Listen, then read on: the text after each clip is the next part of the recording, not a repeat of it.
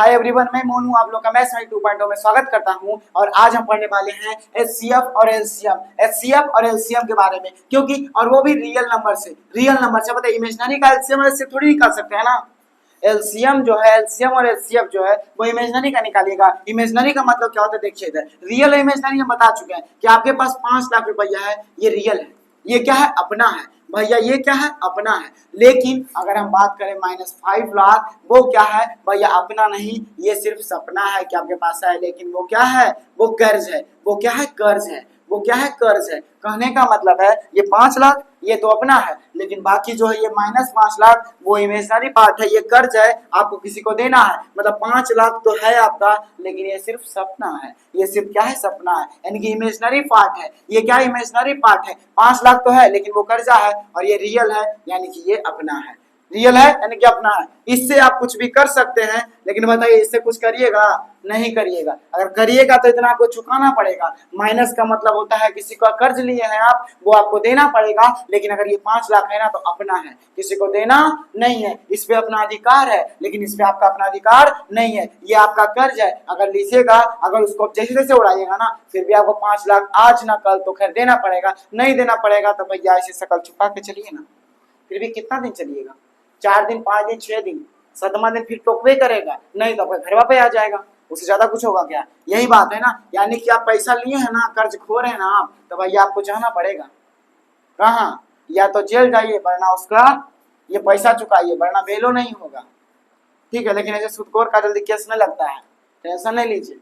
लेकिन अगर ऐसा करिएगा, देखिए ये होता है इंटीजर का बात, हम जो कि बता दिए हैं पॉजिटिव और नेगेटिव इंटीजर। थोड़ा सा एक और खोल के बताते हैं भैया। देखिए ये है भैया इंटीजर, ठीक है ना। इंटीजर का मतलब आगे जाइएगा, ये 0 से आगे जाएगा ना तो ये पॉजिटिव हो जाएगा। 1 2 3 4 ये पॉजिटिव इंटीजर इनफाइनाइट तक जाएगा। अगर पीछे आइएगा ना तो -1 -2 -3, इसको हम अच्छे से बता चुके हैं इंटीजर को। अगर आप नहीं देखे ना, जाके देख लीजिए ना, शॉर्ट में ही पड़ा हुआ है, लॉन्ग में ही पड़ा हुआ है। नहीं देखने का मन है तो कोई बात नहीं, ये आगे जाएगा तो पॉजिटिव, पीछे आएगा तो निगेटिव, और ये भैया 0। ये जो दिख रहा है ना आपको, यही है इमेजिनरी पार्ट। ये क्या है? Imaginary part. और ये क्या है? आगे जा रहा है ना, यानी कि रियल है भैया, रियल है यानी कि वास्तविक है। यह है इमेजिनरी, यह है रियल। यह है काल्पनिक, यह है काल्पनिक, और यह है रियल। हमको आज पढ़ना है रियल के बारे में। रियल का एलसीएम एचसीएफ निकालिएगा कि माइनस का निकालिएगा? नहीं निकालिएगा, यानी कि रियल का। तो आज हम रियल के बारे में पढ़ेंगे। तो चलिए वीडियो को आगे बढ़ते हैं। वीडियो में देखिए, अब देखिए एलसीएम और एचसीएफ में डिफरेंस क्या है, पहले ये समझिए।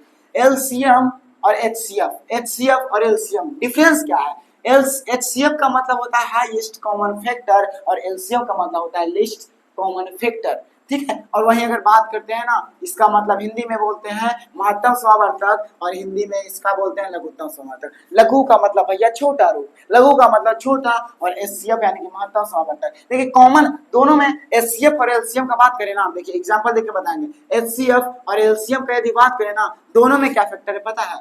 ये जो है ये कहता है ना कि जो एलसीएम मतलब कि जैसे कि 2 है, जैसे कि समझ लीजिए कि छोटा देते हैं 6 का निकालिए, और यहाँ 8 का निकाले, ठीक है ना। 2 और 4, उसके बाद बड़ा बताएंगे 2 2, ठीक है। यहाँ 2 3। देखिए एचसीएफ का कहना है ना, एचसीएफ और एलसीएम ये कहता है भैया जो मिल रहा है ना तुम्हारे पास, वही हम लेंगे।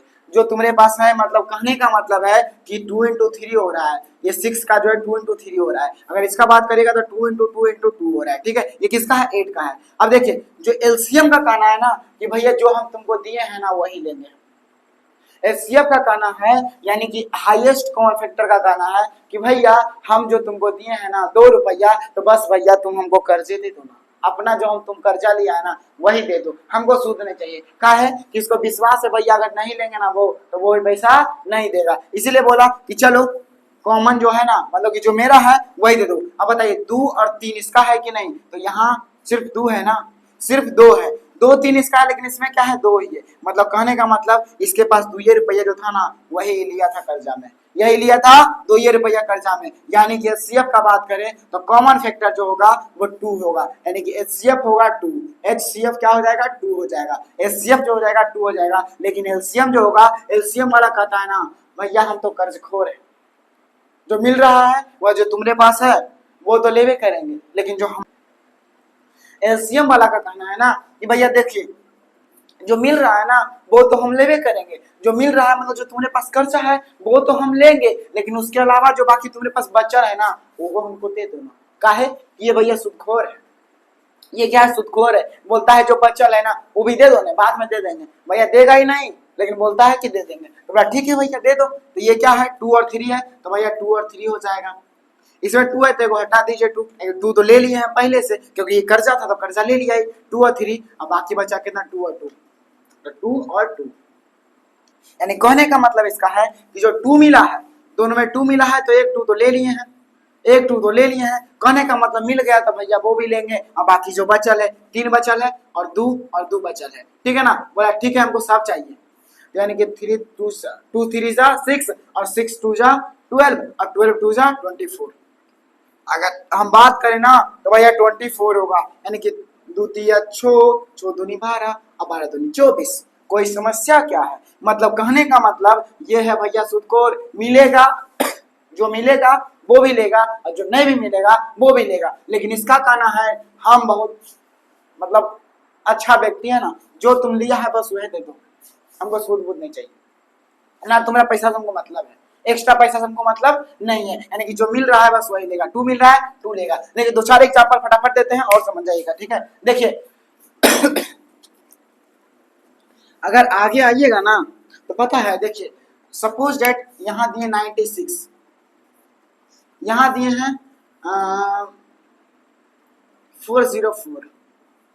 अब निकालिए, देखिए अगर 2 से निकालेगा तो 48 होगा, अगर 2 से निकालेगा तो 24 होगा, अगर 2 से निकालेगा 12 होगा, और 2 से निकालेगा तो 6 होगा, और 2 से निकालेगा तो भैया 3 हो जाएगा। कोई दिक्कत क्या? नहीं। अगर यहाँ निकालेगा 2 से तो 202 होगा, अगर 2 से निकालेगा तो 101 होगा। अब कहीं जाएगा क्या? अब कहीं लगेगा कि नहीं ना लगेगा? नहीं ना लगेगा। बात खत्म करिए ना, 2 × 2 लिखिए ना, 2 × 2 × 101, ठीक है ना। अगर एचसीएफ का हिस्सा बात करें ना, देखिए भैया 1 2 3 4 और 5, भैया 3, यानी कहने का मतलब 96 का जो होगा 2 का पावर 5 और इंटू 3 हो जाएगा। क्या हो जाएगा? 2 का पावर 5 और 3 हो जाएगा, ठीक है ना। कोई दिक्कत नहीं। अगर इसको आप ऐसे देखिएगा ना, क्या 404 तो बराबर क्या हो जाएगा पता है? अगर इसको ऐसे लिखिएगा तो 2 का पावर 2 और इंटू 101।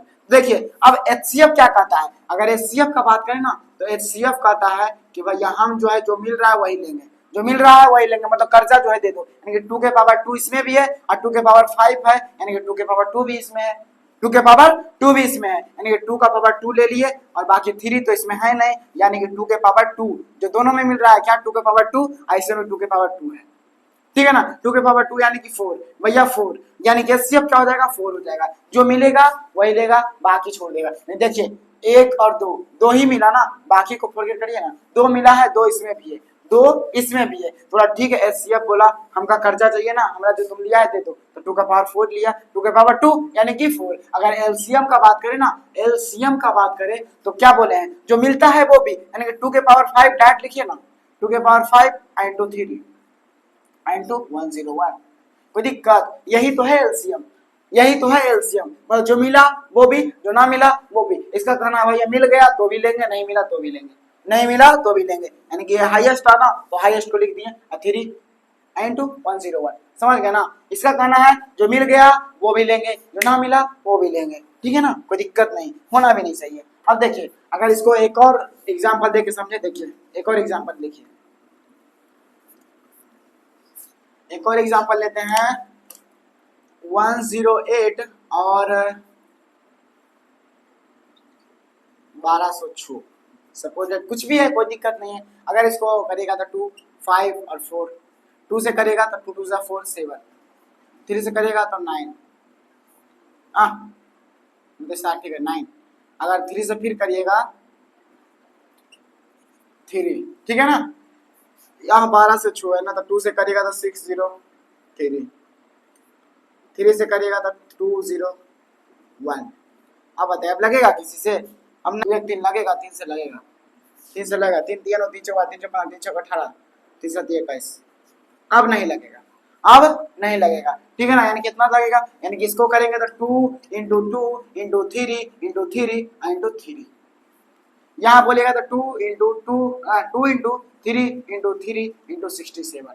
देखिए इधर एचसीएफ का बात करें, ऊपर लिखते हैं एचसीएफ का बात करें ना तो कॉमन क्या क्या है भैया, 2 दो है, इसमें दो दो है नहीं है, यानी कि एक गो है ना, तो एगो लेंगे, एगो लेंगे, सबसे छोटा वाला एगो लेंगे। उसके बाद तीन का गो है, दो गो है ना, तो तीन इसमें भी दो गो ले लीजिए ना, यानी कि तीन जो है दो गो है और बाकी एगो दो है, एगो दो है, यानी कि दोनों में मिल रहा है यही ना, दोनों में क्या मिल रहा है, दो गो तीन और एगो दो, दो गो तीन और एगो दो, ठीक है ना, यही होता है एचसीएफ। और तीन तिया नौ, नौ दूना 18।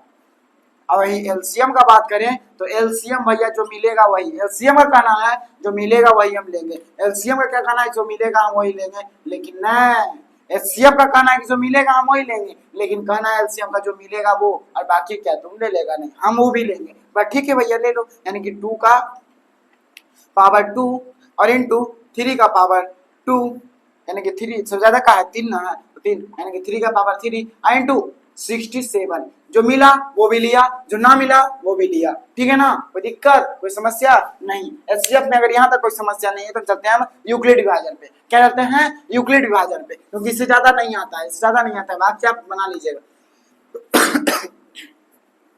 अब यूक्लिड विभाजन से बताते हैं एचसीएफ को, यूक्लिड विभाजन से बताते हैं एचसीएफ को।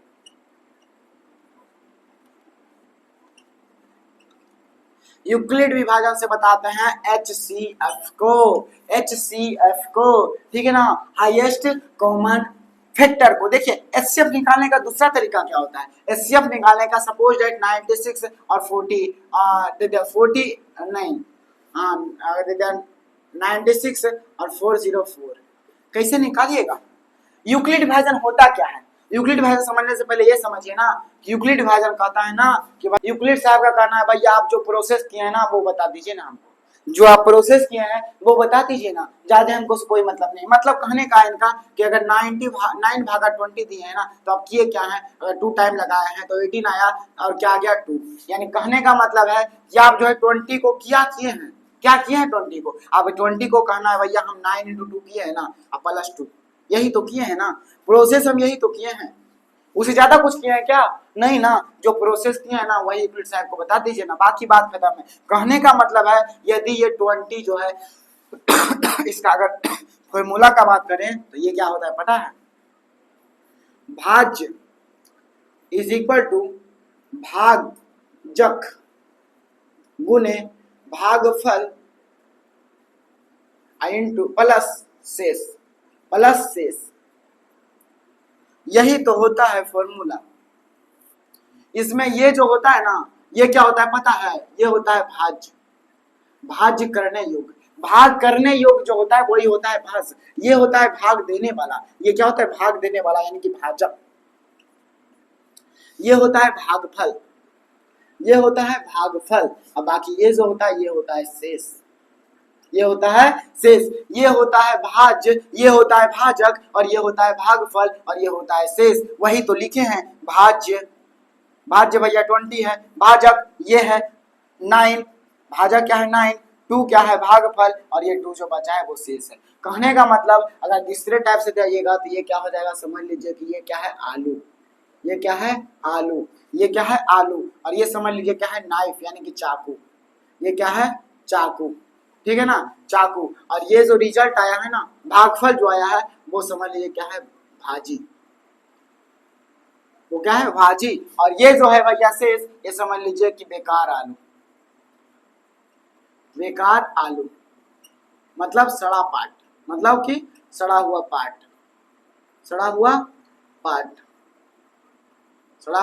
पार्ट, कहने का मतलब है ये भैया चाकू से काट दिए हम भैया ये 2, ये जो है वो भाजी बन गया, ठीक है, अब बाकी जो ये है, लेकिन अब बताइए पूरा का पूरा आलू का जो यदि हम बोले पूरा का पूरा आलू का जो पार्ट होगा ना वो क्या होगा, वो सबको जोड़ने पे तो आएगा ना, इससे गुना करेंगे जो बचा है पूरा आलू को हमको अगर बनाना होगा तो बताइए यदि आलू को हमको बनाना होगा तो इसमें लिखे ना भाजी क्या होगा, ये जो होगा आलू होगा, आलू के साथ किए क्या है भाई ये जो 9 है वो क्या है, 9 जो वो क्या है चाकू है, चाकू वाला काम किया ना, चाकू चलाए हैं, चाकू से क्या बनाए ये 2, ये जो 2 है ना वो भाजी है, वो 2 मतलब जितना पीस कटाए ना वही क्या है पीस यानी कि भाजी है भैया भाजी है। अब बाकी जो सड़ा हुआ वेस्ट कर दिया वही तो है बचा हुआ, यही तो शेष है, यही तो शेष है, यानी कहने का मतलब सड़ा पार्ट, यही तो है सड़ा पार्ट।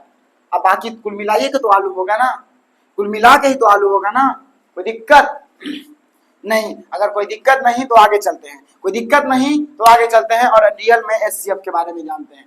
देखिए फॉर्मूला हम बताए हैं ना, फॉर्मूला फिर से लिखा देते हैं।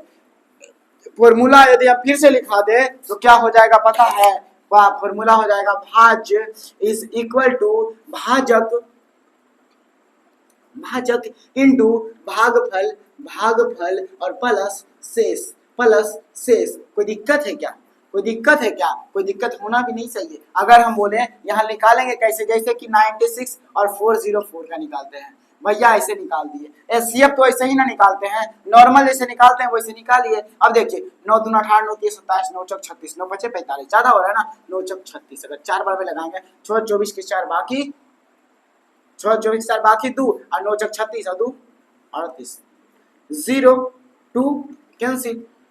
अब अगर 96 आएगा तो बताइए 18 ज्यादा हो जाएगा कम हो जाएगा, बस नेटिव 4 4 बार लगाइए 18। अब बचा 16, ठीक है ना, फिर 20 आइए ना सर जी, 20 आइए। कहते एचसीएफ आपको आता है, एचसीएफ बताएंगे बारीकी से, तो आप बच्चा थोड़ी है।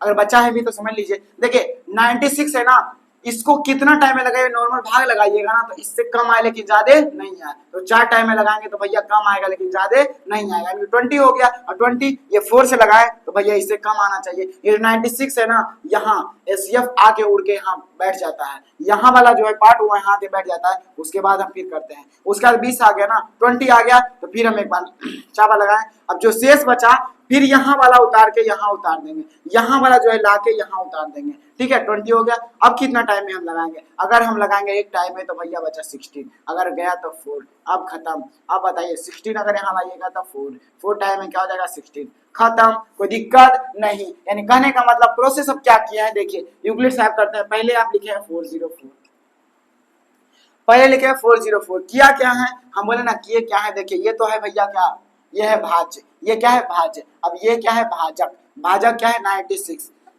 भागफल कितना आया है 4 और शेष कितना बचा है 20, भाई यही तो है। बाकी अगर दूसरा पैर क्या किए हैं 96 को किए हैं, 96 को जब किए हैं तो क्या हो गया है 20 और इंटू क्या हो जाएगा 4 और प्लस क्या हो जाएगा 16, यही तो है शेष, यही तो है शेष। अगर उसके बाद किए हैं तो 20, उसके बाद 20 और 20 is equal to 16 into 1 plus 4, यह दिक्कत है। अब अगर आगे जाइएगा तो 16 बराबर हो जाएगा क्या बताइए, 16 इज इक्वल टू हो जाएगा देखिए 4 इंटू 4 प्लस 0, 0 आया शेष, खत्म हो गया। यूक्लिड साहब बोले 0 आ गया शेष, बाकी खत्म करो। और यही जो प्रोसेस होता है ना, इसी प्रोसेस का हमको 2 नंबर मिलता है 10th में, यही प्रोसेस का जो है हमको 2 नंबर मिलता है। क्या करता है 2 नंबर मिलता है, समझ में आया ना। जो भाज्य, भाजक, भागफल और शेष, यही काम कर लीजिए। यूक्लिड साहब कहना है भैया प्रोसेस बताओ ना, बाकी तुम जो करना है करो।